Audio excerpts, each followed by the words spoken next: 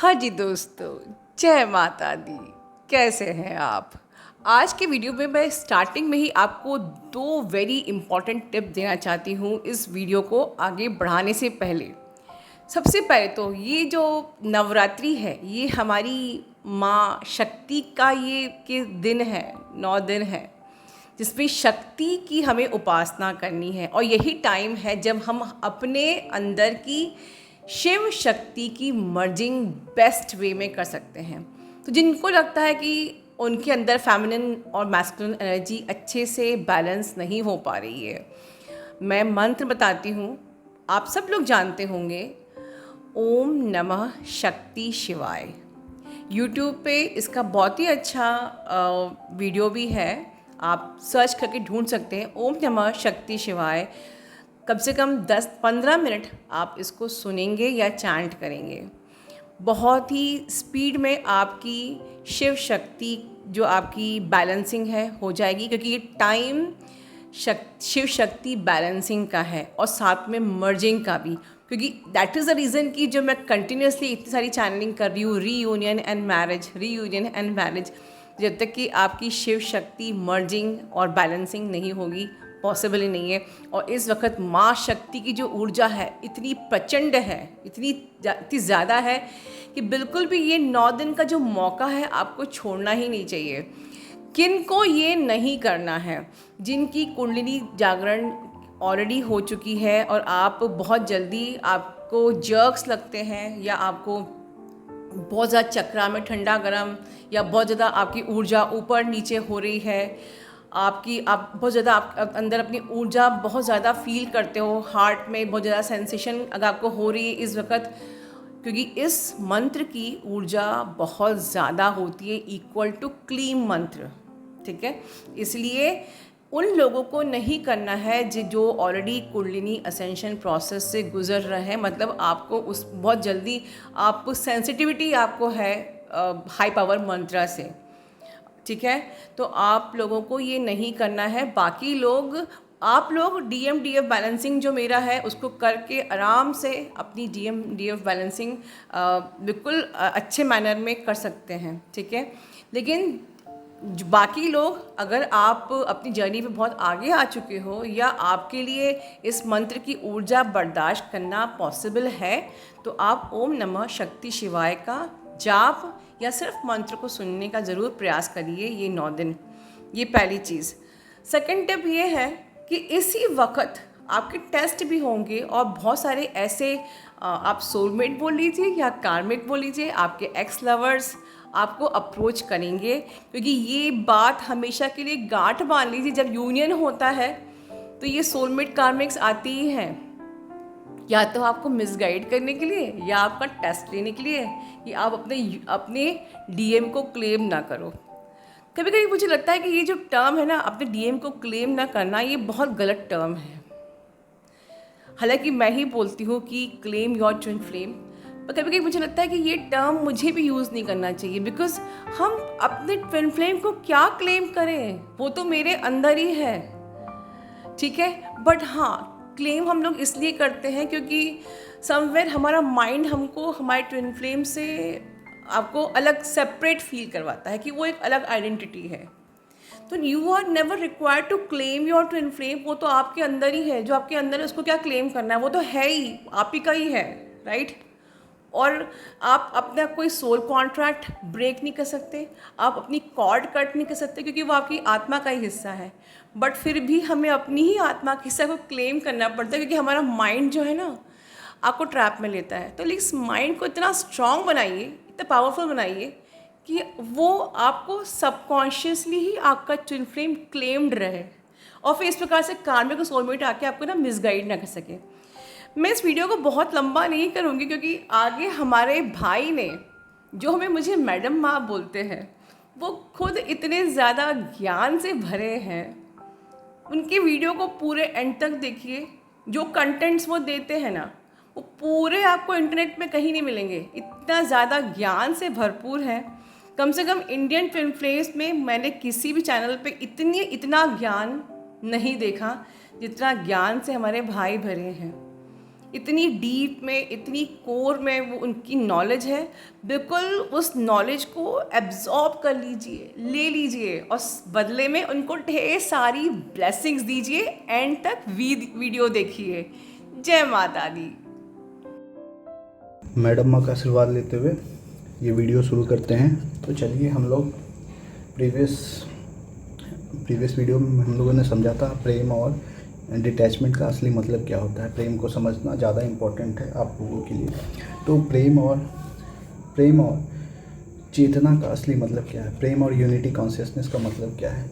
तो जब हम लोग असली स्वरूप में प्रेम को महसूस करते हैं, जब सब कुछ अपने अंदर महसूस करने लगते हैं, क्यों होता है आपको बता दिया, क्योंकि एक यूनिफाइड फील्ड ऑफ क्रिएशन से जुड़ा होता है। चलिए एक छोटा सा एग्जांपल दे देते हैं जिससे आपको और ज़्यादा क्लियरिटी हो जाए। तो एक स्पिरिचुअल एग्जांपल ही लेते हैं। जैसे माँ पार्वती ने गणेश जी को क्या किया, अपने ही ऊर्जा से बनाया था। कैसे बनाया था ये आपको मैं बताता हूँ। माँ पार्वती ने पहले उसका आउटर प्रोजेक्शन बनाया, उनका एक स्वरूप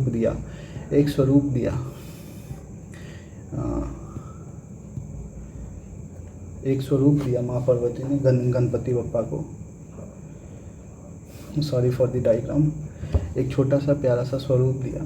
फिर उस स्वरूप को अपने अंदर ही अपने ब्रह्मरंध्र में, जिसको बोल सकते हो, अपने अंदर उसको प्रोजेक्ट किया। कैसे प्रोजेक्ट किया? आपके जैसे शरीर में मल्टीपल चक्रा होते हैं, सेकेंडरी चक्रा होते हैं, सबका एक होलोग्राफिक प्रोजेक्शन होता है। उस होलोग्राफिक प्रोजेक्शन को अपने अंदर ही उसको प्रोजेक्ट किया। उस प्रोजेक्शन के बाद उस अपने प्रेम की ऊर्जा को उस प्रोजेक्शन से जोड़ा और क्योंकि पहला चीज़ क्या हो गया, उस प्रेम की ऊर्जा से जोड़ा। प्रेम की ऊर्जा से जुड़ने के बाद सारा यूनिफाइड फील्ड ऑफ क्रिएशन, सारे उस परमात्मा का रोशनी वहाँ पे आकर क्या हुआ। यहाँ पे हम लोग क्रिएशन की बात कर रहे हैं, तो हम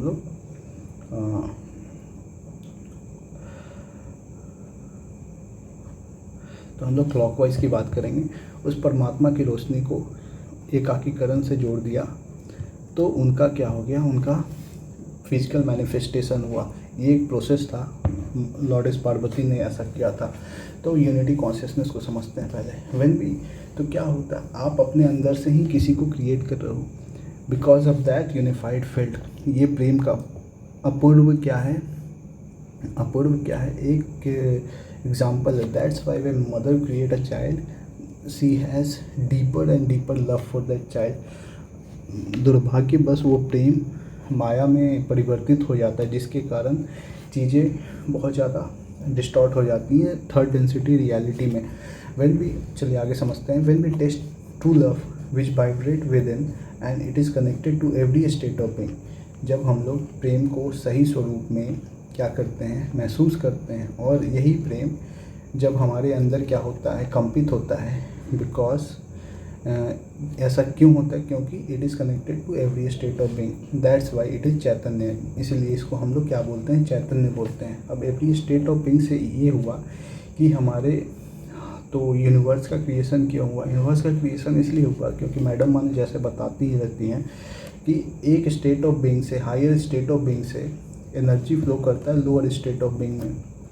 तो जब ये अगर मान लो ये एनर्जी फ्लो हो रहा है, मान लो चीज़ों का हाइपर मटेरियलाइजेशन हो रहा है, जिसके तरफ ये डार्क एजेंडा बढ़ रहे हैं। अगर हाइपर मटेरियलाइजेशन हो गया तो क्या होगा कि हमारे जो ये फ्लो ऑफ एनर्जी क्या हो जाएगा, डिस्टॉर्ट हो जाएगा। क्योंकि सब अपने आप को समझने लगेंगे कि at a certain level, physical level, at spiritual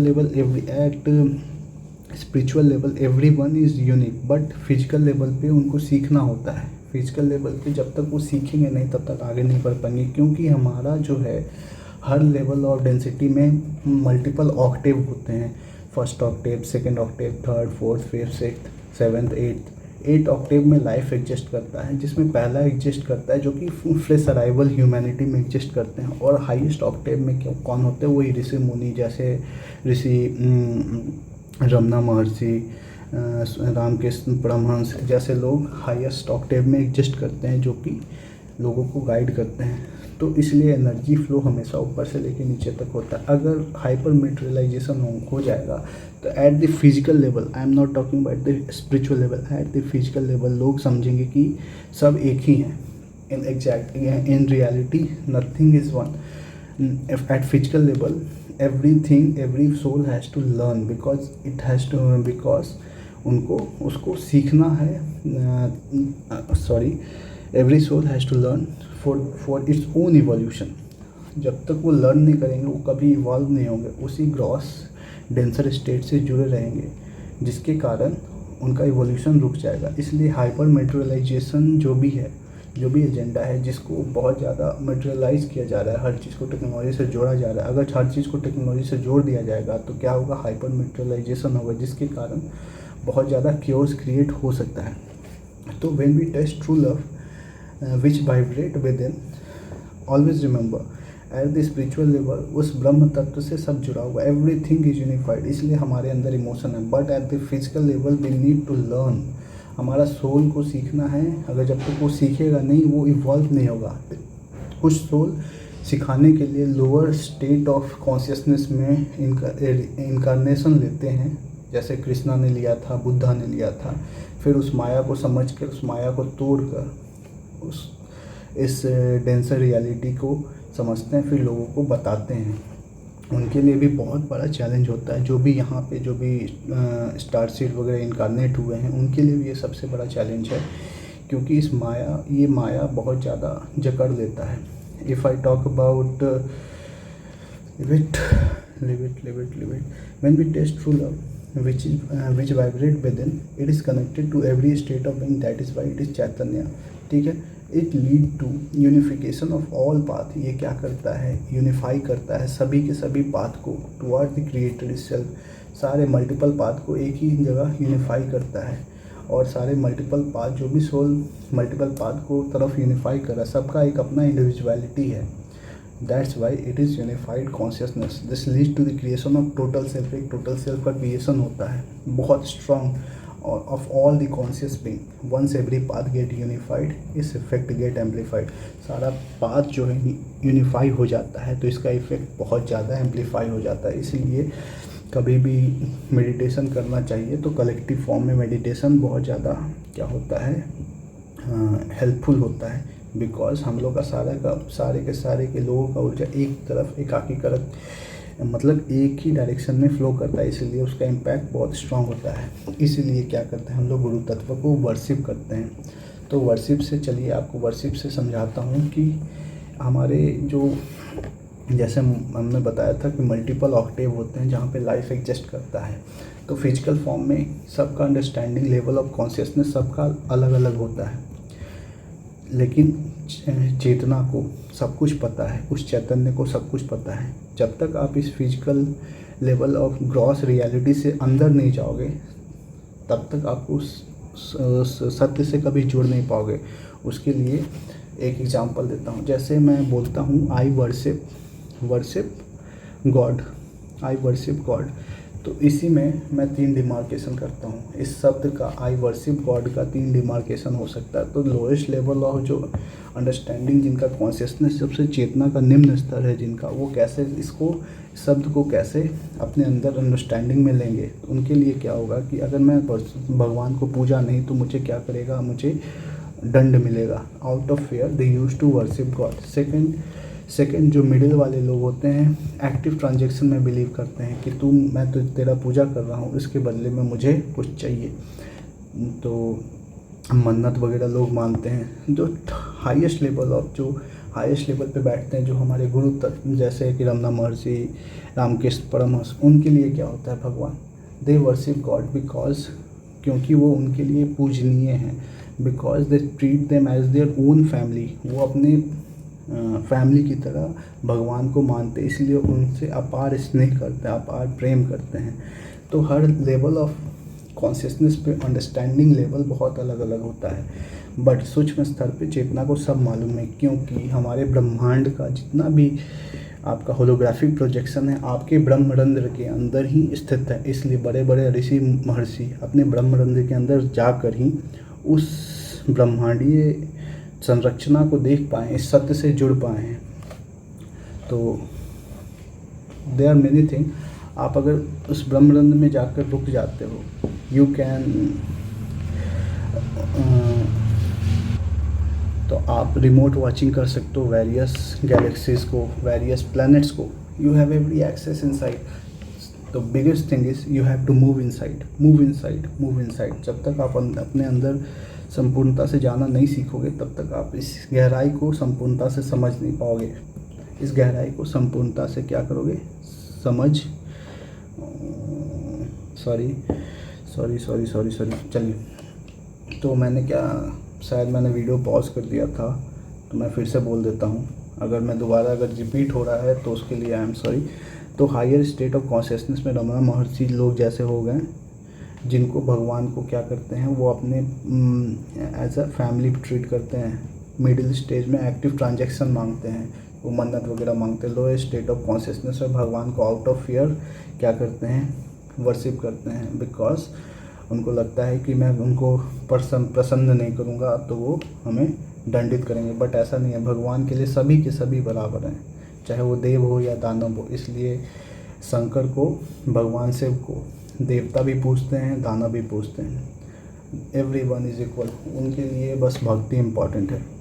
भगवान को भक्त मिल जाता है किसी भी स्वरूप में, वो उसको आशीर्वाद जरूर देते हैं। भगवान के लिए भक्त भगवान से होता है और भगवान भी भक्त से ही होता है, याद रखिएगा। तो this leads to the unification of all paths toward the created self. This lead to the creation of total self. एक टोटल सेल्फ का क्रिएशन होता है। जितना ज़्यादा आपका क्या होगा, सारे पाथ एक दूसरे से जुड़ते चले जाएंगे, यूनिफाइड होते जाएंगे, तो ये क्या होता है, total self of all the conscious being. जितने कॉन्शियस बीइंग है सबका एक टोटल सेल्फ क्रिएट होता है। अगर यूनिफाइड हो गया तो ये टोटल सेल्फ क्या होता है, बहुत ज़्यादा एम्पलीफाइड हो जाता है, जिसके कारण क्या होता है कि हम लोग क्या करते हैं, गुरु तत्व को वर्शिप करते हैं। Walk the path of our true guru, जिस मतलब कृष्णा, बुद्ध, महावीरा, उनके रास्ते दिखाए रास्ते पे हम लोग चलते हैं। तो हम लोग क्या करते हैं, एक्चुअली में हम लोग क्या करते हैं, हम लोग उनको इमिटेट नहीं करना है।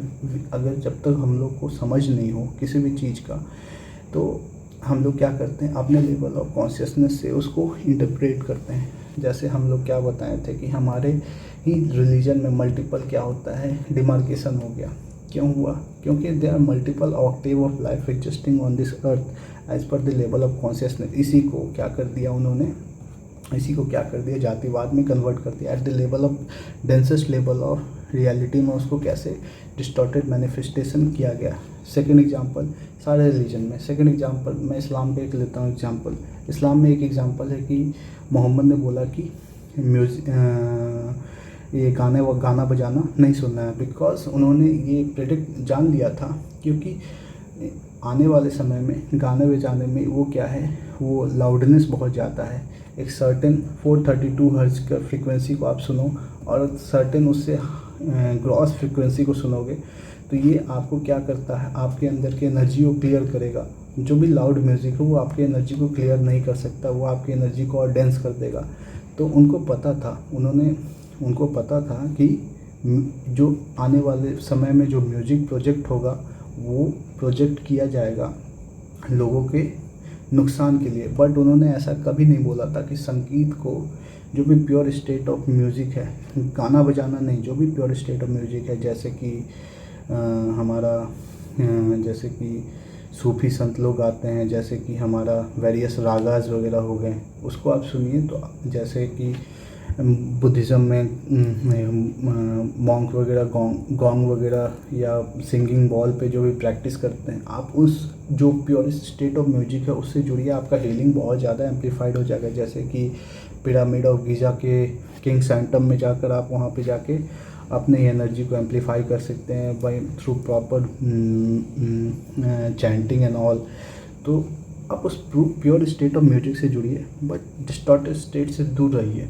उनका ये था, बट इसका कितना ज़्यादा डिस्टॉर्शन हो गया वो आपको ही पता है। इतना ज़्यादा डिस्टॉर्शन है कि लोग कुछ भी कर रहे हैं, बेवकूफ़ी कर रहे हैं। तो चलिए आपको समझाते हैं।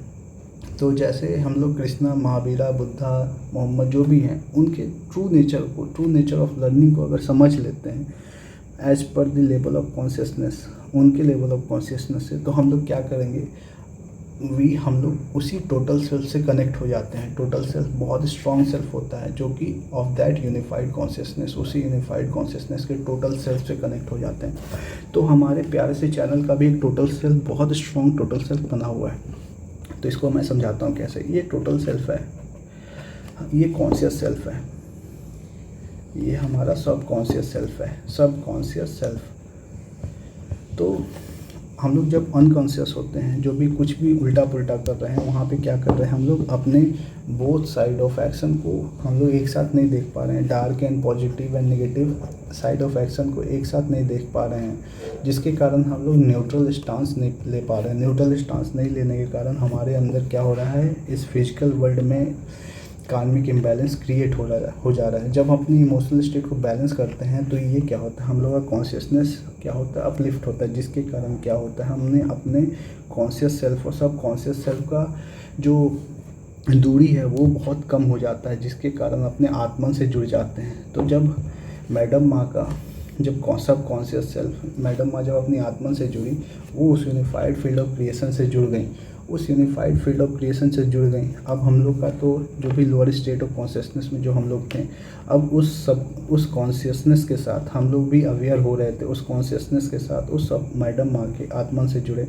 उस सब कॉन्शियस सेल्फ, मैडम माँ के सब कॉन्शियस सेल्फ से जुड़ने के कारण हमारा भी क्या हो गया, नॉलेज एम्पलीफाई होने लगा। जैसे जैसे नॉलेज एम्पलीफाई हुआ, हमारा भी एक उसी यूनिफिकेशन से जुड़ते चले गए। जैसे जैसे ये यूनिफाइड होते चला गया, ये चैनल का नॉलेज बेस बहुत ज़्यादा स्ट्रॉन्ग होने लगा, जिसके कारण इस चैनल का टोटल सेल्फ बहुत ज़्यादा स्ट्रॉन्ग हो गया। स्ट्रॉन्ग होने के कारण क्या हो गया, इसका connection to the unified field is very strong. एक ये आप इस तरीके से इसको समझ सकते हो। तो क्या है कि हम लोग क्या कर रहे हैं, we are trying to be connect to the total self of that unified consciousness. ठीक है, आपको समझ में आ गया unified consciousness. That is why unity consciousness is guided by pure love. जो भी हमारी यूनिटी कॉन्शियसनेस है, ये प्योर लव से गाइडेड होता है। That is unified field of creation, ये यूनिफाइड फील्ड ऑफ क्रिएशन है। सो XYZ एक एंटिटी है जो कि 6 डेंसिटी एंड अबव एग्जिस्ट करती है, जो कि सन लोगोस पे रहती है। वो भी बहुत लोगों को अवेयर कर रहे हैं, directly and indirectly through downloads and many things, and experiencing the same unity consciousness. वो भी वही यूनिटी कॉन्शियसनेस को क्या कर रहे हैं, एक्सपीरियंस कर रहे हैं। They are unified social consciousness construct. तो ये भी जैसे जैसे हमारा टोटल सेल्फ स्ट्रॉन्ग होगा, तो हम लोग भी उसी तरीके से बोल सकते हैं इस चैनल का एक यूनिफाइड सोशल कॉन्शियसनेस कॉन्स्ट्रक्ट है, जो कि यूनिफाइड कॉन्शियसनेस को फॉलो कर रही है, अपनी इंडिविजुअलिटी को भी फॉलो कर रही है, यूनिफाइड कॉन्शियसनेस को भी फॉलो कर रही है। अपने प्रेम की ऊर्जा से आप क्या कर सकते हो, अपने को हील करके वर्ल्ड को कैसे हील किया जाता है, आपको ये मैं समझा रहा हूँ।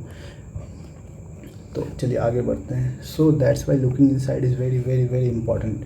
यूनिटी कॉन्शियसनेस क्या है, is the most important part two build very strong and positive timeline. ये बहुत इंपॉर्टेंट है। चलिए, यूनिटी कॉन्शियसनेस आपने समझ लिया, तो हाइव कॉन्शियसनेस को बहुत मिनिमल वे में आपको समझा देता हूँ। हाइव कॉन्शियसनेस क्या है, हाइव कॉन्शियसनेस क्या होता है।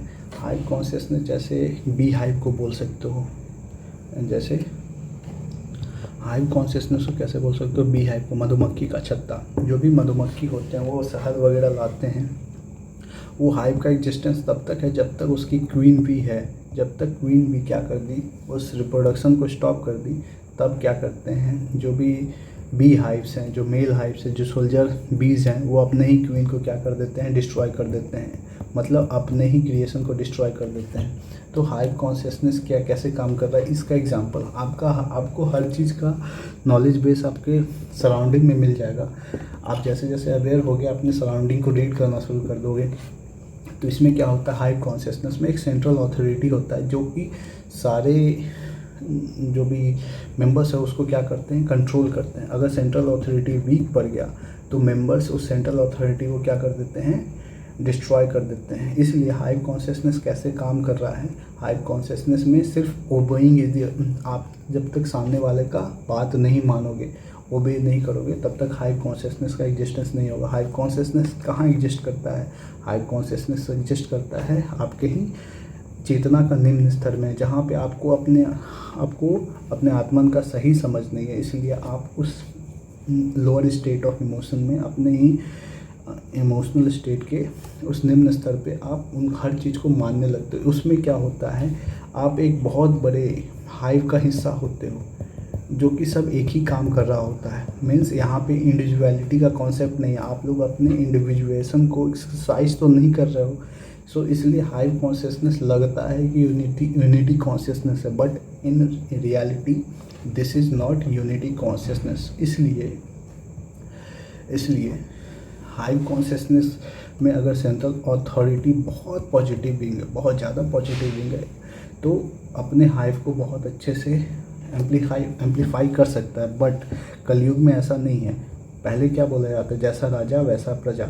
इसलिए ऐसा होता था क्योंकि पहले के लोग इतना ज़्यादा कॉन्शियस नहीं होते, इसलिए उनको सेंट्रल अथॉरिटी से प्रॉपर बेस मिलना चाहिए, नॉलेज बेस मिलना चाहिए। तो राजा बढ़िया तो प्रजा का भी उत्थान, प्रजा का भी कॉन्शियसनेस लेवल ऊपर उठते जाता था। बट अभी क्या हो रहा है, जो भी बाहर प्रोजेक्टेड एजेंडा है वो हमें क्या कर रही हैं, ओबे करने पे मजबूर कर रही हैं। तो इसलिए हमें अपने अंदर झांक कर उस प्रोजेक्शन को अगेंस्ट जाकर हमारा कलेक्टिव प्रोजेक्शन क्या होना चाहिए, लव की तरफ, यूनिफाइड कॉन्शियसनेस की तरफ होना चाहिए। ये हमारा प्राइम एजेंडा होना चाहिए। तो चलिए एक और चीज़ मैं बता देता हूँ। क्या बताना है कि हम लोग अक्सर सोचते हैं third density is wrong, is very denser thing. या I admit third density is very denser thing, because यहाँ पे ड्यूअलिटी का कॉन्सेप्ट अप्लाई तो हो रहा है। यहाँ पे लर्निंग बहुत विविड है, हर चीज़ को सीखने का तरीका इतना फास्ट है कि आप समझ नहीं सकते हो। हायर डेंसिटी में जाकर यही टाइम क्या हो जाता है, बहुत ज़्यादा क्या हो जाता है, जैसे यहाँ 100 साल तो वहाँ पे 1000 एंड 1000 ऑफ ईयर का एक लाइफ स्पैन होता है। ऐसा क्यों होता है, चलिए आपको समझते हैं। तो मैंने माइंड बॉडी और सोल मैप में आपको क्या दिखाया था, ये बॉडी है, सपोज़ ये आपका माइंड है, ये आपका सोल है। तो बॉडी के पास कोई स्टिमुलस गया, मैं इसका फिजिकल प्रूफ दिखा रहा हूँ तो आपको बहुत कायदे से समझ में आ जाएगा। बॉडी के पास एक स्टिमुलस गया, जैसे आपने आँख के सामने हाथ रखा तो आपका हाथ क्या हो गया, हाथ में गर्मी फील हुआ, तो उसका स्टिमुलस विद इन सेकेंड होता है, with in fraction of second आपके माइंड के पास पहुंचता है। तो यहाँ पे जैसे ये फ्रैक्शन ऑफ सेकेंड के साथ, बट माइंड से सोल के पास जाता है वो स्टिमुलस, माइंड से सोल के पास और बॉडी से सोल के पास दोनों एक साथ जाता है। बट वहाँ पे क्या होता है, टाइम का डायलेशन हो जाता है।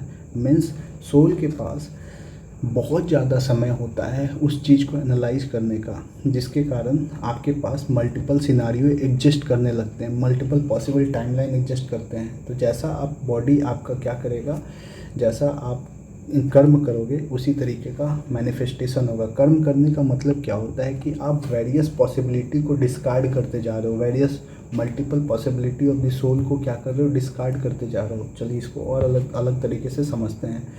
तो अलग तरीके से समझने को कैसे समझाऊँ हम चलिए समझते हैं। सपोज ये सुपर कॉन्शियसनेस है, सुपर कॉन्शियसनेस, तो इसको आप गॉड कॉन्शियसनेस मान लो, GOD, गॉड कॉन्शियसनेस। इसका आपका क्या है, सब कॉन्शियसनेस है, सब कॉन्शियस, ये कॉन्शियस लेवल पे आप कर्म कर रहे हो। तो क्या होता है, धर्म क्या होता है, आपको धर्म के बारे में बताता हूँ। धर्मा क्या है, धर्मा इज़ द नेचुरल लॉ। जो भी ब्रह्मांडीय ऊर्जा का जो भी लॉ है उसी को धर्म बोलते हैं। जैसे पानी का एक लॉ है क्या, उसका फ्लूइडिटी उसका लॉ है, अग्नि का क्या, उसका ताप उसका लॉ है, हवा का क्या लॉ है, उसका क्या है, सेंस ऑफ टच उसका लॉ है। उसी तरीके से धर्म जो है वेरियस नेचुरल एंटिटी का, हमारे नेचर का जो धर्म है वो फिजिकल लेवल पे मैनिफेस्ट होता है। तो कैसे मैनिफेस्ट होता है, वो कर्म के रूप में मैनिफेस्ट होता है। धर्मा ही कर्मा के रूप में मैनिफेस्ट होता है। अब उस कर्मा को आप कैसे करोगे, पॉजिटिव वे में करोगे या नेगेटिव वे में करोगे, उसके कारण आपका कार्मिक इम्बैलेंस क्रिएट होता है। इसलिए कर्मा हमेशा दोनों एस्पेक्ट को, पॉजिटिव एंड नेगेटिव एस्पेक्ट को देखकर किया जाता है। तो गॉड का मतलब क्या हो गया, GOD, God. G means generator off everything. आप सारे पॉसिबिलिटी को क्या कर रहे हो, जनरेट कर रहे हो, मल्टीपल पॉसिबिलिटी को। O का मतलब क्या हो गया, ऑपरेटर। आप क्या हैं, आपका भी आत्मा क्या है, ऑपरेटर है। और D मतलब क्या है, आप कर्म कर रहे हो, तो मतलब वेरियस पॉसिबिलिटी को क्या कर रहे हो, डिस्ट्रॉय कर रहे हो। मतलब एक काम करने के लिए मल्टीपल टाइमलाइन के पॉसिबिलिटी को आप क्या करोगे, डिस्ट्रॉय कर दोगे। जैसे कि आप कोई एग्ज़ाम देने गए, एग्ज़ाम देने में मल्टीपल पॉसिबिलिटी, आप या तो फेल होगे या तो पास होगे। आप बहुत अच्छे से करोगे तो आपने फेल होने का पॉसिबिलिटी क्या कर दिया, डिस्ट्रॉय कर दिया। तो अपने कर्म के हिसाब से, अपने कर्म के हिसाब से जो कि उस धर्म से जुड़ा हुआ है, जैसे आप एक छात्र का क्या धर्म है, छात्र का धर्म है क्या करना, अच्छे से पढ़ाई करना। तो आपने अच्छे से पढ़ाई किया, एक कर्म को इम्प्लीमेंट किया, जिसके कारण आपका दूसरा पॉसिबिलिटी क्या हो गया, डिस्ट्रॉय हो गया। तो आपका कॉन्शियस एक्शन क्या करता है, आपका ही कार्मिक इम्बैलेंस और बैलेंस क्रिएट करता है। तो कभी भी किसी भी कार्मिक को देखो तो आप ये मत सोचो कि वो बुरा है या अच्छा है। आपको क्या करना है, अपने लव को उसके तरफ प्रोजेक्ट करना है। बिकॉज आप लव प्रोजेक्ट करोगे, लव तभी प्रोजेक्ट करना जब आप कंप्लीटली इमोशनली हील्ड हो। अनलेस एंड अनटिल नहीं हील हो तो फिर वो आप प्रोजेक्शन भी आपका गलत होगा। इसलिए कार्मिक को कभी गलत नज़र से मत देखना, चाहे कुछ भी हो जाए। आपका जैसा प्रोजेक्शन है वो आपका रियलिटी डिसाइड करेगा, उस सामने वाले का कार्मिक का रियलिटी नहीं डिसाइड करेगा। इसलिए मैडम हमेशा बोलती हैं कि आपको कर्म जब करो तो आप जो सोच रहे हो गलत सोच रहे हो तो आपने गलत कर्म किया, ये इसका मतलब ये है। तो मैंने एक बार किसी वीडियो के कमेंट में ये डाला था कि कार्मिक कौन होता है। Karmic are those who are here for love and our own learning, हमारे ही लर्निंग और प्रेम के लिए आते हैं। फिर आपका सोलमेट कौन है, हमारा प्रेम और इवोल्यूशन के लिए आते हैं, बहुत ऊपर के लिए इवॉल्व करने के लिए। तीसरा क्या होता है, twin flames. Twin flames are वो दोज जो कि प्रेम से बने हैं, लेकिन उस प्रेम के अनंत रचयिता के प्रेम को संपूर्णता में समझने के लिए हमारे लाइफ में आते हैं। They are the that's why twin flames are the master lover, because they are directly connected to God consciousness. तो आई होप मैं आपको कुछ अच्छा इनपुट आज दे पाया हूँ। तो मैडम आपको चरण स्पर्श, धन्यवाद।